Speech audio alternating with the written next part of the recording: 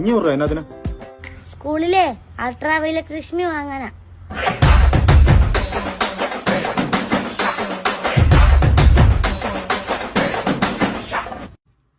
അച്ചായി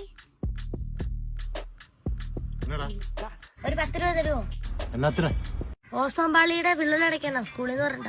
അപ്പൊ കഴിഞ്ഞ ആഴ്ച മേടിച്ചിട്ട് വീട്ടിൽ നീ അടച്ചില്ലേ? അതെല്ലാം തള്ളിപ്പോന്നു. ഒന്നുകൂടെ അടയ്ക്കണമെന്ന് സാറ് പറഞ്ഞേ. എന്തൊരു കഷ്ടമാന്ന് നോക്കണം.